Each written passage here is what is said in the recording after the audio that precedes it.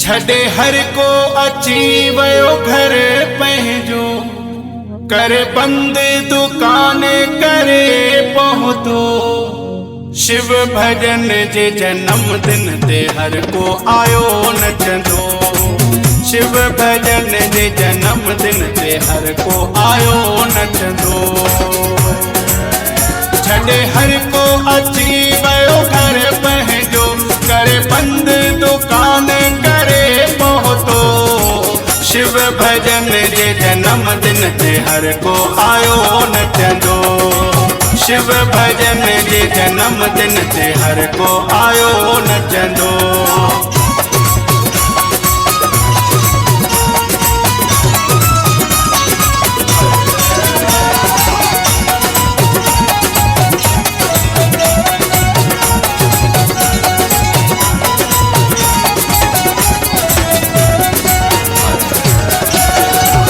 दुल्हन वागे नगरी सारी आहे प्रेमिन सिंगारी। जन्मदिन जी सबके खुशिया मौज मची जो धारी। सभनी खे वाधाई अज रंग रंगीन नज़ारो ॾिठो। समाधिन वारे जे कुर्ब कुठो। शिव भजन जे जन्मदिन ते हर को आयो नचंदो। शिव भजन जे जन्मदिन ते हर को आयो नचंदो। छॾे हर को अची वियो घर पंहिंजो, करे बंद दुकान करे पहुतो।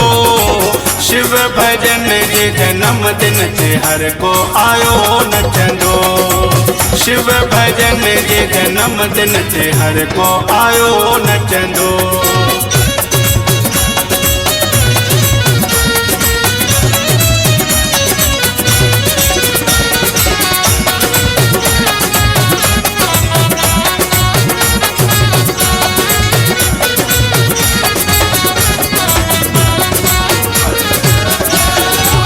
पवित्र ॾींहड़ो आहे जन्म जो, अचो धुनी सभु ॻायूं। नची नची अॼ पंहिंजे गुरू खे अचो मिली रिझायूं।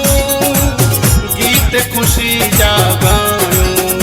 मिलियो कामिल असांखे गुरू आहे सचो। बाक़ी दुनिया ही कूड़ आहे ॾचो। शिव भजन जे जन्मदिन ते हर को आयो नचंदो। शिव भजन जे जन्मदिन ते हर को आयो नचंदो। छॾे हर को अची वियो घर पंहिंजो, करे बंद दुकान करे पहुतो। शिव भजन जे जन्मदिन ते हर को आयो नचंदो। शिव भजन जे जन्मदिन ते हर को आयो नचंदो।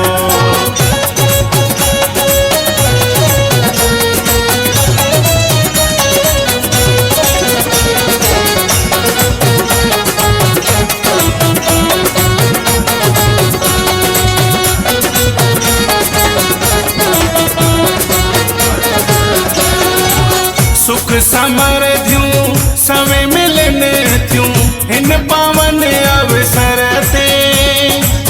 छा क़िस्मत आ नाज़ कयूं था असां पंहिंजे मुक़दर ते। असां पंहिंजे रहबर ते धर्मदास साईं जे साम्हूं नचो। शर्मायो न साईं खे राज़ी कजो।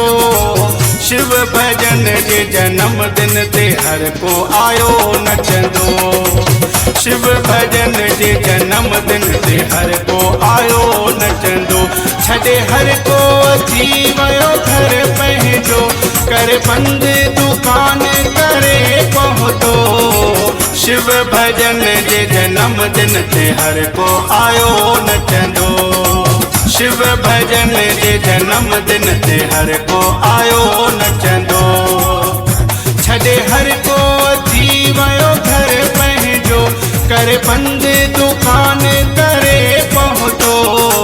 शिव भजन जे जन्मदिन ते हर को आयो नचंदो। शिव भजन जे जन्मदिन ते हर को आयो नचंदो।